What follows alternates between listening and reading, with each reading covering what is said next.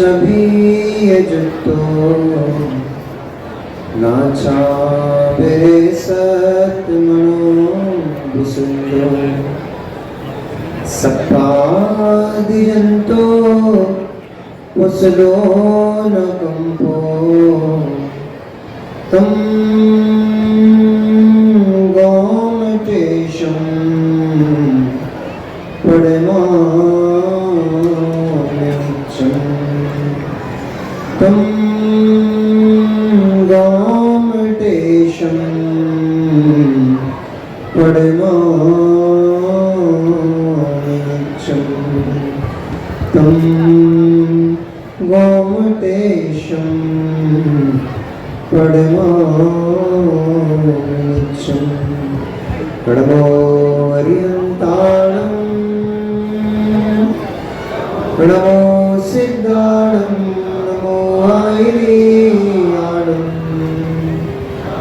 नमो वज्रायाणं नमो लोये सत्यसामूलं।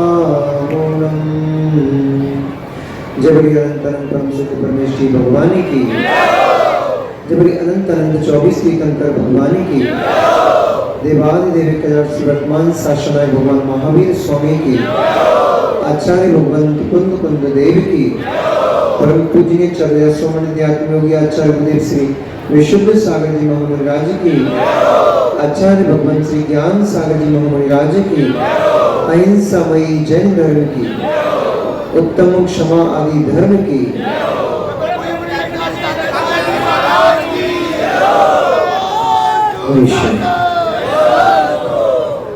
वर्तमान शासन है भगवान महावीर स्वामी के शासन में हम सभी बाबू जी यहाँ विराजते हैं। परम भंडारक महाश्रमण उन भगवान वर्तमान स्वामी के मुख्यमंत्र से निश्चित भागवादिनी भगवती मजनवाणी का हम सभी बाबू जी कर्णांजलि लगा करके पान कर रहे हैं। भागवादिनी मैं भगवती मजनवाणी सभी जीवों का कल्याण करे, सभी जीवों का मोक्ष मार्ग प्रशस्त करे।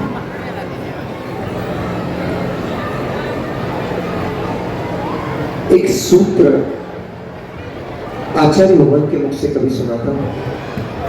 आज पर्व के इस दिवस पर यह सूत्र आप सभी लोगों के साथ शेयर करता हूं और शायद इस सूत्र ने ही मेरे जीवन को परिवर्तित किया है।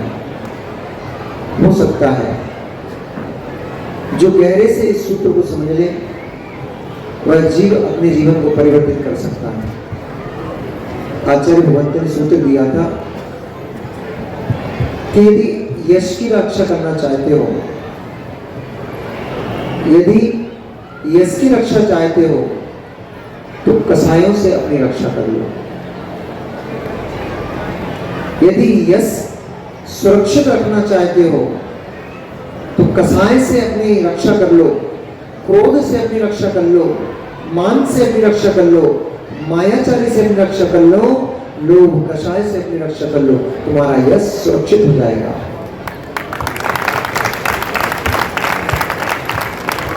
उन लोगों की कोई मार्केट में वैल्यू नहीं बचती भैया, कोई कीमत नहीं बचती उन लोगों की जो बाग बाग में चटकते हैं। चटकना काम नागिन का होता है।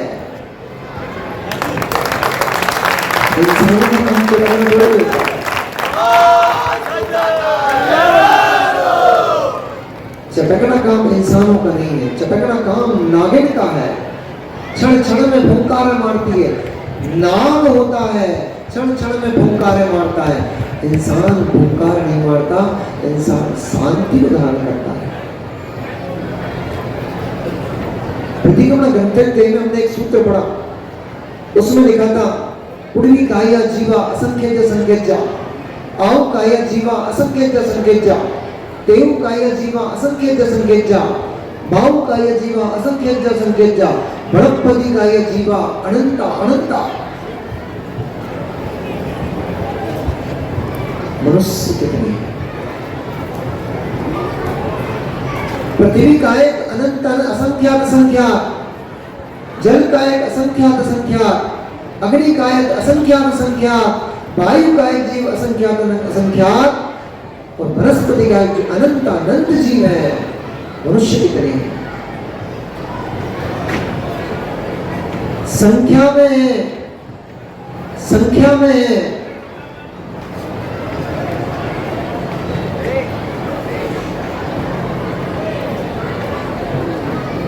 एक साथ दो काम कैसे होंगे? पहले इनको इनका काम कर ले दो, फिर अपन आगे कंटिन्यू करते हैं। समझ पा रही है बहू पराई है, माँ कह रही है बेटी पराई, फिर भी बिटिया नहीं समझ पा रही है बेटी पराई है, फिर भी कह रही है माँ मेरी, सास मेरी, पति मेरा, देवर मेरा, जेठानी मेरी, जेठ मेरा। अरे क्यों डूबे पड़े हो? मेरे मेरे के चक्कर में डूब पड़े हो। वे माता जी बेटी हैं, उनके पास जाओ, एक सीढ़ी पर बैठ करो और तो अम्मा ना सास मेरी ना माँ मेरी, अब तो तू ही अम्मा मेरी, आश होती अम्मा तू ही मेरी।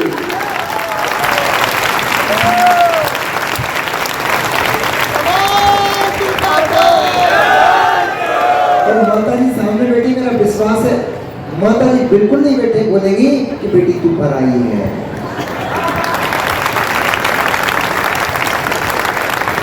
सही है?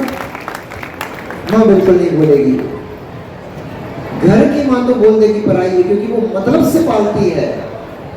सासू माँ बोल देगी पराई है क्योंकि वो मतलब से पालती है। ये आर्य का माँ कभी नहीं बोलेगी तू पराई है, क्योंकि ये मतलब नहीं, ये घर में देख के पालती है। जिसके अंदर में धर्म होता है, जो धर्म में जीता है, वह किसी के ऊपर कषाय नहीं कर सकता। भव भीरू होता है, क्षण क्षण में उसके अंदर भय उत्पन्न होता है, कहीं मुझे कर्म का बंध न हो जाए, कहीं मेरी आत्मा नरक में न पड़ जाए, भय होता है। बातों बातों में जो झगड़े कर रहे हैं, छोटी छोटी बातों में, अरे तुम्हें तुम्हारा कोई परवाह नहीं, तुम्हारी कोई परवाह नहीं है। धर्म की और यश की तो परवाह करो, तुम्हारे नाम के साथ जैन धर्म जुड़ा हुआ है। रोडों पे मचाए हो, रोडों पे मचाए हो, लोग देख रहे हैं भीड़ लगा करके, वाह तो जैनी लड़ रहे हैं। रोडों पे मचा के रखा है, धर्म को बदनाम कर दिया, धर्म को रोड पे लाके खड़ा कर दिया, तो जैनी लड़ रहे हैं। शर्म नहीं आती? कैसे आएगी? कैसे आएगी मित्र? कैसे आएगी? कषाय श्रम बेच खाती है, कहां से आएगी? कषाय आती है फिर कुछ होश नहीं रहता, कहां खड़े, तीन लोग के नाथ नहीं देखते हैं, जनता क्या दिखेगी?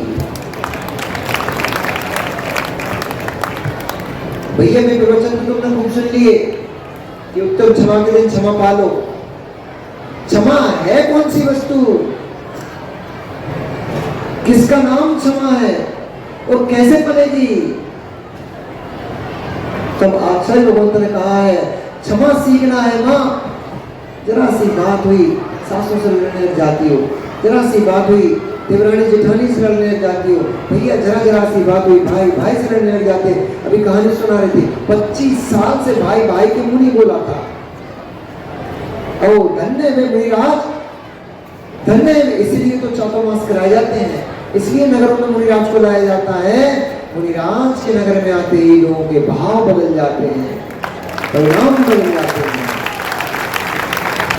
और जो 3-4 महीने से जो आनंद लूट रहे हैं इस बात का, चाहे वो एम्बिजन में लूट रहे हो, चाहे वो ईदगाह में लूट रहे हो, चाहे छिपी डोला में, चाहे नसिया में, जहां की समाज जहां जा रही है, वृत्तियों महावृत्तियों के निकट जाने से परिणामों में विशुद्धि का संचार होता है।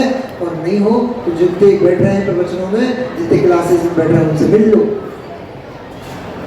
मुझे तो देख के बड़ा आश्चर्य उस दिन हुआ, रिंकू भैया परसों जब लाइन लग गई, हमारा 15 दिन का ब्रह्मचर्य, उन्होंने कहा हमारा 20 दिन का ब्रह्मचर्य, लाइन लग लग के अभिषेक कर रहे थे लोग।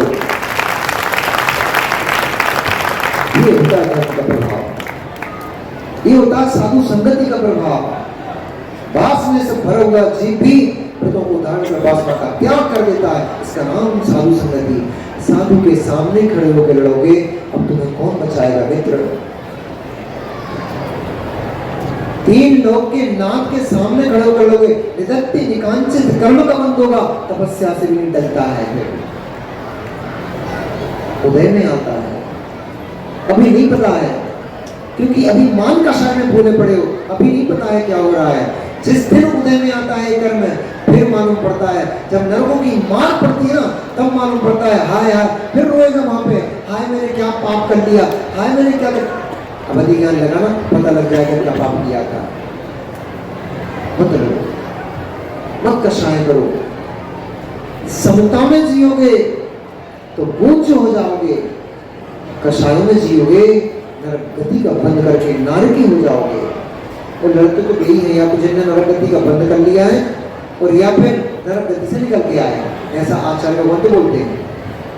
क्योंकि नारकी की परिभाषा यही होती है, जो लड़ता रहे हर कभी जो लड़ाई करता रहे, वही नारकी है। लड़ना ही उसका स्वभाव बन गया है, उसका परिभाषा नारकी यही होती है।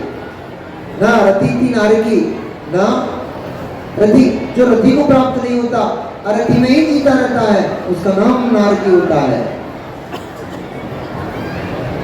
इसलिए पर्व क्यों आते हैं, फिर अपन विराम करते हैं। पर्व क्यों आते हैं? देखो हम तो हार पानी करके आए, बेचारी पब्लिक सब बैठी, इतनी भीड़ भाड़ सब बैठी हुई बेचारी इंतजार कर रही, महाराज तुम छोड़ो, तुम पेट पूजा करें। अगर कच्ची समझ नहीं आ रहा हो, अगर जिस समझ नहीं आ रहा हो, महाराज तुम कब छोड़ो और हम सीधे वहां कब पहुंचे। ऐसा नहीं लग रहा? सच्ची में अरे पीछे पूछते रहते हैं आप लोग, मन लेते रहते हैं। हम तो उल्टा बोल के पता लग जाता है ना कि ठीक अंदर में क्या चल रहा है। नहीं लग रहा, ठीक है, बहुत अच्छी बात, नहीं लग रहा तो क्या बोल रहा था, भूल गया मैं। पर्व क्यों आते हैं ये पूछ रहा था। पर्व क्यों आते हैं? अज्ञानियों ने पर्व का अर्थ श्रृंगार करना समझ लिया है, अज्ञानियों ने पर्व का अर्थ एंजॉयमेंट समझ लिया है, अज्ञानियों ने पर्व का अर्थ नाचना गाना भोजन करना पकवान खाना ये समझ लिया है। पर्व का ये अर्थ नहीं था, पर्व का ये अर्थ नहीं था। पर्व क्यों आते हैं? पर्व इसलिए होते हैं, पर्व का काम क्या होता है? जो पाप पंख में पड़ी हुई आत्मा है उसको निकाल करके जो पवित्र करता है उसका नाम पर्व होता है।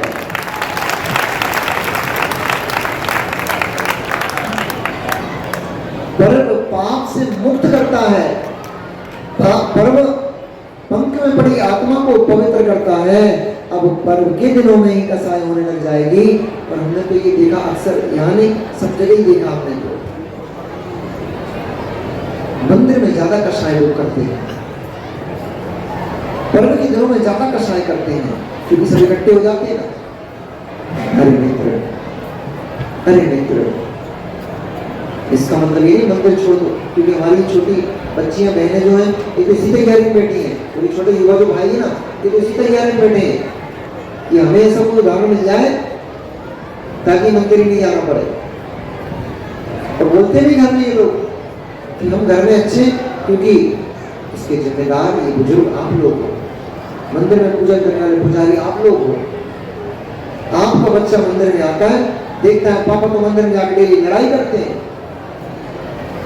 आपका बच्चा आपके साथ मंदिर में आता है, आपकी बेटी आपके साथ मंदिर में आती है, और जब जाकर देखती है हमारी माँ तो टेबल की नहीं लड़ रही थी, हमारी माँ तो थाली की नहीं लड़ रही थी, हमारी माँ तो कलसिया की नहीं लड़ रही थी, हमारी माँ तो एक बादाम के पीछे लड़ रही थी, तो कहते हैं भैया हम मंदिर से घर में अच्छे हैं, कम से कम बैठे कटोरी थाली के पीछे लड़ते तो नहीं है।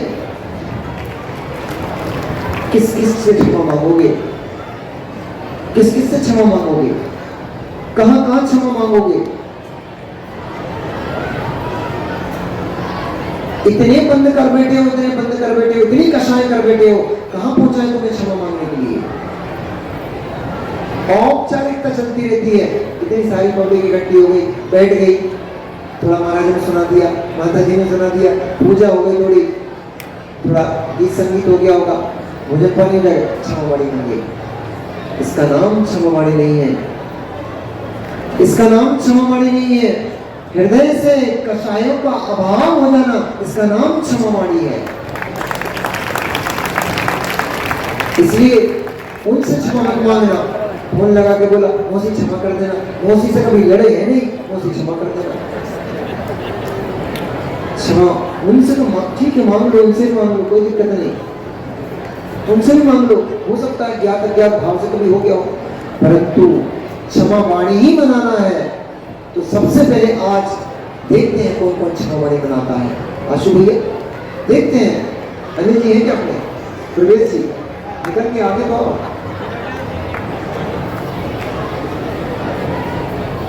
आज हमें कल क्षमा वाणी है, महाराजों को बुला लिया, मंच पर बैठा लिया, ये क्षमा वाणी नहीं हुई। हमने प्रवचन कर दिए, अच्छी अच्छी बातें सुना ली, ये क्षमा वाणी नहीं हुई। क्षमा वाणी तब होगी जब इधर बड़ी पूरी समाज, आप राजा हो यहाँ के, आप लोग कमेटी वाले और जो चातुर्मास कमेटी प्रदीप जी आप भी, और कहाँ गए और कौन कौन है चातुर्मास कमेटी के संयोजक वगैरह जितने भी, सब तो आ जाओ।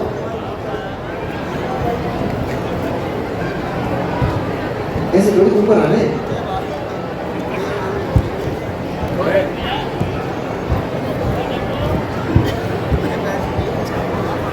मामी सब जीवारम सभ्य जीवा कवंतु में मिट्टी में सब भूतेषु भैरम मध्यम न कहड़ी। मैं सभी जीवों पर क्षमा भाव धारण करता हूँ। सबसे पहले ये कहा है खम्मामी सब जीवाणु, मैं सब जीवों को क्षमा करता हूँ। क्षमा मांगना पहले नहीं बोला है, सबसे पहले क्षमा करने के लिए बोला है। निहारे काय करो, जमात में आओ।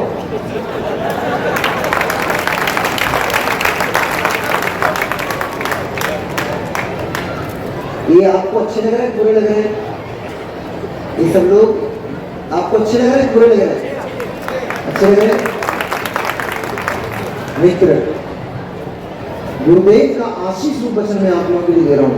मेरा कुछ नहीं है, मैं आपसे बहुत छोटा हूँ, उम्र में पद में बड़ा हूँ, उम्र में छोटा हूँ, इसलिए मैं आपको क्या दूंगा, गुरुदेव के आशीष वचन को मैं आपको प्रदान कर रहा हूँ। ये सारी प्रजा है, आप राजा, आप मुखिया हो, ये सारी प्रजा नजरें उठाकर के टकटकी लगाए अपने राजा की तरफ देखती है। राजमहल में यदि राजा ही लड़ते झगड़ते मिल जाए, प्रजा का क्या होगा?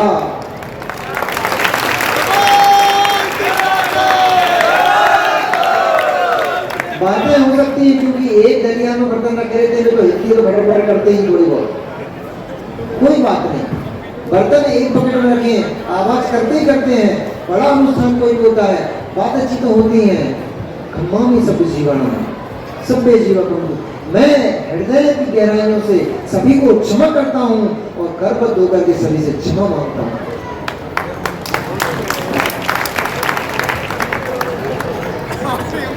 अरे अभी तो पूरा बोला था भैया, अभी बोलेंगे ऊपर ऊपर कितनी लड़ लेना झगड़ लेना, सुन लेना सुना देना, ये तो बड़े कई कार्यक्रम होते हैं।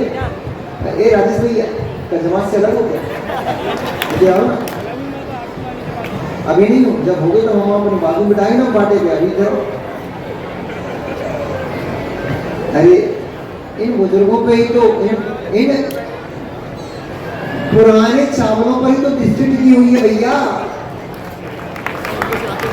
ये सुगंधित पुराने चावल, ये ही तो मुख में जाने पर टेस्ट देते हैं, स्वाद देते हैं। मित्र, आपस की बातें बातें हैं, ठीक है, वो कार्य है तो कार्य में बातचीत होती है, उनको वहीं छोड़ो। हृदय में किंचित गांठ नहीं आना चाहिए, क्योंकि हृदय में धागे में एक बार गांठ पड़ गई, जब भी खींचोगे हाथ वहां तुरंत अड़ जाएगा, वहां टकरा के ही जाएगा, फिर वो स्मूथ नहीं रहेगा, वो जो आनंद सीधा खींचने का वो आनंद भंग हो जाएगा, गांठ नहीं पड़ना चाहिए। इसलिए रही मन धागा प्रेम का मत तोड़ो चटका है, टूटे से फिर न जुड़े और जुड़े तो गांठ पड़ जाए। गांठ नहीं पड़ना चाहिए। घर में रहते हो, माता आप लोगों से कह रहे हैं, घर में रहते हो, घर की काम करते हो, अच्छा बुरा सब होता है, उस बीच में मन में एक दूसरे के प्रति कभी कुछ कसाय भाव आ जाता है, उनके संस्कार पड़े हुए, कोई टेंशन मत लेना, तुरंत अंतर मुहूर्त के अंदर 48 मिनट के अंदर एक दूसरे के चरण छुओ, एक दूसरे से क्षमा मांगो, भैया कसाय आ गई थी, क्षमा कर देना, आपका घर बर्बाद होने से बच जाएगा।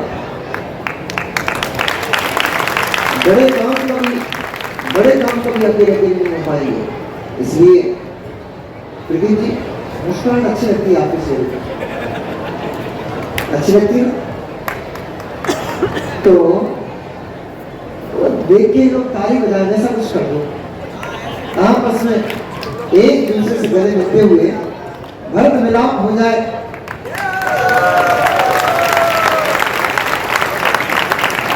मुझसे निकल जाएगा। अब ये केवल बोलने का नहीं, क्षमा भाव बोलने का नहीं, हृदय की गहराइयों से सारी अंदर की जो भी है, जितनी भी है, जैसी भी है, सबको निकाल के बाहर कदम उत्तम, इसका नाम उत्तम क्षमा धर्म है। किंचित मात्र भी भैया बुरा नहीं मानना, मैं दयालु हूं बड़ा, मुझे आप सबको पर बड़ी दया है, क्योंकि कसायों की कथाएं मैंने बहुत पढ़ी है, और जब उन कसाई की कथाओं के जब पन्ने पलटते हैं, तब पटा एक मिनट की कसाई ने कई भव खराब किए हैं। हम नहीं चाहते हमारे धर्मात्मा जीवों के भव बिगड़ जाए, हम चाहते सबके भव अत्यंत अल्प बचे, सब मोक्ष के जाए। एक छोटी सी कथाएं कितने भव परेशान करती है, कितने भव प्रेरती है, फिर जिनकी महीनों सालों कसाई चलती हैं, उन जीवों का क्या होने वाला है, भगवान की केवल ज्ञान में झलक रहा है, क्या होगा। इसलिए मित्र कषाय नहीं चाहिए, क्षमता प्रणाम, शांत प्रणाम चाहिए, जिससे हृदय दुखित हो जाए वे शब्द नहीं चाहिए, जिससे हृदय दुखित हो जाए वे चेहरे नहीं चाहिए, जिससे चेहरे प्रसन्न हो जाए, तालाब में खिले हुए कमल की तरह जिनके हृदय खिल जाए, चेहरे खिल जाए, ऐसे हृदय चाहिए, ऐसे चेहरे चाहिए। ये युवा पीढ़ी आप लोगों को देख रही भैया, ये युवा पीढ़ी नजरें लगाकर इन बुजुर्गों को देखती है। हमारी एक छोटी सी गलती, सुनना ध्यान से, हमारी एक माँ, केवल मैं इनको तो खड़ा किया क्योंकि ये मुखिया लोग हैं, इसलिए ये नहीं समझना कि लड़के से लड़ते रहते हैं लोग, मुखिया समाज के नेता, इसलिए इनको खड़ा किया यहाँ पे। सबसे कह रहा हूँ, आप माताओं से भी कह रहा हूँ, आपकी एक छोटी सी गलती, सागर जी, आपकी एक छोटी सी गलती इन सारी नवी पीढ़ी को धर्म से बहुत दूर कर सकती है। अगर ये पीढ़ी धर्म से दूर हो गई आपके कारण से, आपको जिन शासन के हनन का पाप महाबंद होगा, महापाप का बंद होगा। जिन शासन से लोगों को दूर करने से, जिन शासन में जाने वाले लोगों की आपने हत्या कर दी, हत्या के पाप को भावों को भागीदार हो गए। इसलिए किसी का हृदय हमारी किसी भी क्रिया से धर्म के प्रति उदास न होना पाए, ऐसी क्रिया करो, ऐसी क्रियाएं बिल्कुल मत करो जिससे ये नई पीढ़ी, युवा पीढ़ी धर्म से दूर भाग के खड़ी हो जाए। इतना बड़ा समूह है, युवाओं का समूह, बुजुर्गों का काम केवल बेटा आशीर्वाद है तुम्हें, बेटा ऐसा काम कर लो, इतना होना चाहिए। बुजुर्ग भाग नहीं सकते। तो ये हमारे नियम वाले तो क्या नाम आपका, क्या नाम है? मुकेश जी, नियम वाले नाम से याद है मेरे को। मुकेश जी, एक बात तो बताओ, जब आप 20 साल के थे तो जैसे छलांगे भर कर चलते थे, दौड़ते थे, कबड्डी मारते थे, अभी भी ऐसे चलते हो क्या? अब नहीं चलते, अब नहीं चल पाते।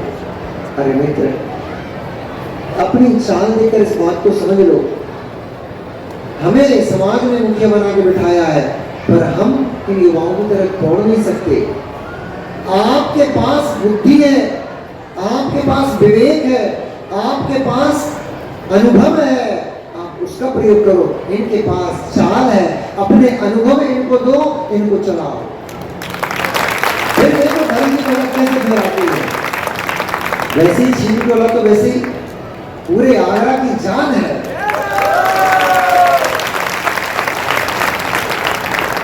देखो भले ही चाहे सुरत सागर जी बेटे कहीं हो, चातुर्मास तो उनका वास्तव में देखा जाए तो छिपी टोला नहीं हुआ है।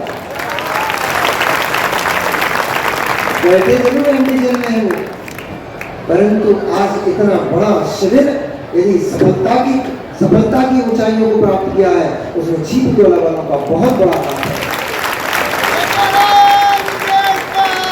आपने तन से, मन से, धन से, मुझे खुशी है भैया इस बात की। मैंने तो कल आपको एक ताना मारा था, तो प्रेम भाषण वाली बात थी। तो बोलेंगे भाई 8 दिन में तो हमारे पास एक दिन में नहीं आया, 10 दिन में उदाहरण के लिए, तो हम तो बोलेंगे तो भैया हम भी क्या कर थोड़ा।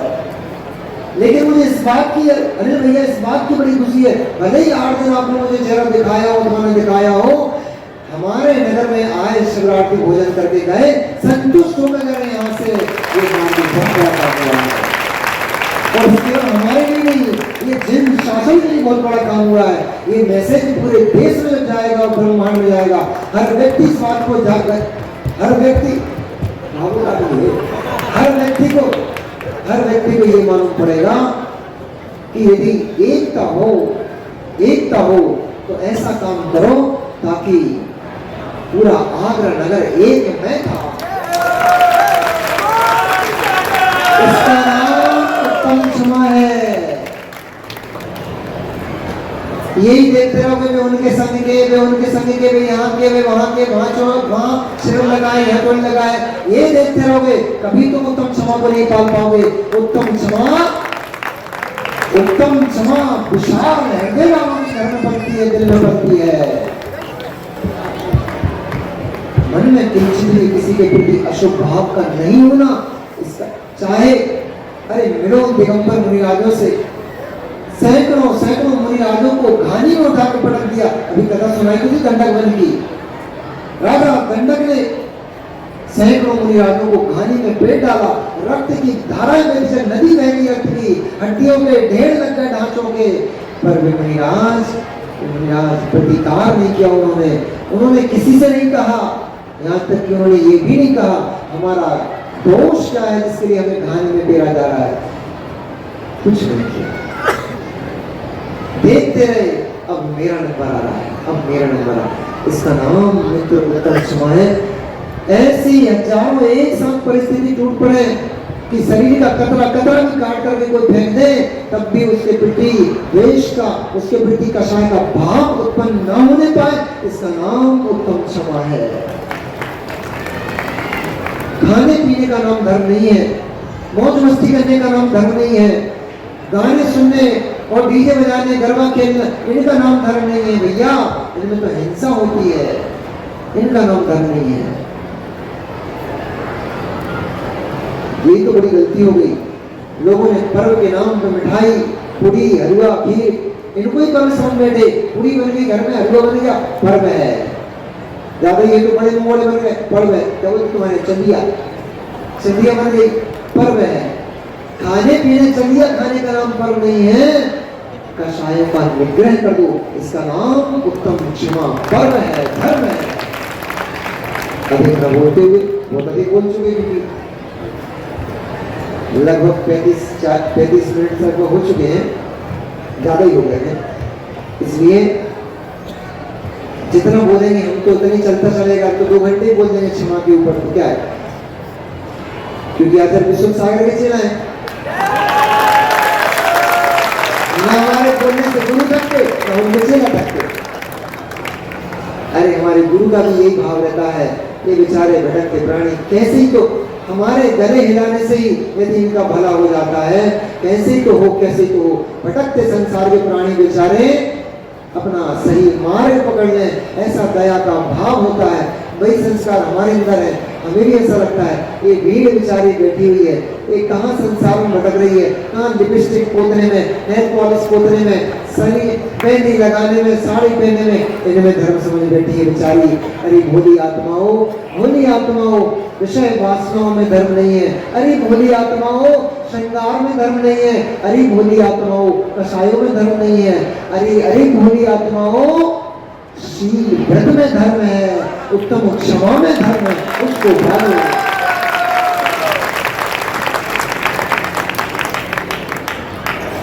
इन सबको ये बता दो कि हम सब, तो आप लोग नहीं बोलोगे क्या इनकी तरफ से? हम सब किसी के मन में कोई भी भेदभाव किंचित भी, ये माताओं के भेद में है क्या आपस में? तो बोलो ना जोर से दोनों हाथ उठा करके, हम सभी एक दूसरे के प्रति हमारे मन में कोई भी बैरभाव, ऐसे बोलो सच्चे में। अब मुनि राज के सामने झूठ बोलोगे तो पाप का बंद होगा। इसलिए अगर बाई चांस किसी के मन में थोड़ा बहुत भी किसी के प्रति रहा हो, वैसे तो नहीं बचा होगा, और रहा हो तो तुरंत पास में हो तो उनके पास चले जाना, उनके चरण छू लेना। बहन सासू अपनी बहू अपनी सास के, जेठानी देवरानी जेठानी के जैसे रक्षाबंधन पर्व मनाते हैं, सभी दूसरे को राखी मानते हैं, ऐसे ही आप क्षमा वाणी, वास्तव में क्षमा वाणी पर्व मनाना है तो एक दूसरे के पास चले। जिससे किंचित भी झगड़ा हुआ हो, लड़ाई हुई हो, वैमनस्य हुआ हो, किंचित भी, तो तुरंत उसके पास चले जाना, उसके चरण छू के बोलना, बहन मैं अपना संसार दीर्घ नहीं करना चाहता हूँ, मैं नरकों में जाकर के अपने कष्टों को, बहुत सारे कष्टों को नहीं भोगना चाहता हूँ, इसलिए मैं अपनी कषायों को यही शांत करता हूँ, मैं आपसे क्षमा मांगता हूँ और आपको मैं क्षमा करता हूँ। उत्तम क्षमा, सबसे क्षमा, सबको क्षमा, उत्तम क्षमा। अब भैया बंद कर दे, मतलब बंद करवाने गया। अच्छा, विगत इतने दिनों में दोनों मुनिराज हमारे साथ में हैं, हम इनके साथ में हैं। किंचित भी हमारे कारण से इन दोनों महाराजों को, माता जी को, एमडीए में बैठे महाराज को, चुल्लक जी को, और नसिया में बैठी अम्मा को, किंचित मात्र भी किसी को, और साथ ही साथ प्राणी मात्र को मेरे कारण से कोई किंचित भी ठेस पहुंची हो, किंचित भी मेरे कारण से घात हुआ हो, मन का विघात हुआ हो, मन में किसी प्रकार का कोई भी काशाई भाव मेरे कारण से उत्पन्न हुआ हो, करबद्ध होकर के दोनों मुनिराजों से क्षमा प्रार्थी हूँ प्रत्यक्ष रूप।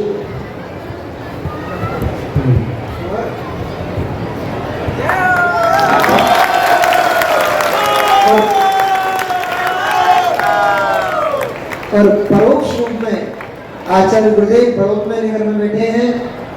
हो सकता है मेरी किसी कारण से आप, या फिर मेरी आज्ञा नहीं मान पाने, किसी कारण से नहीं मान पाया हूँ, अवज्ञा हो गई हो, उनके चरणों में त्रिभक्ति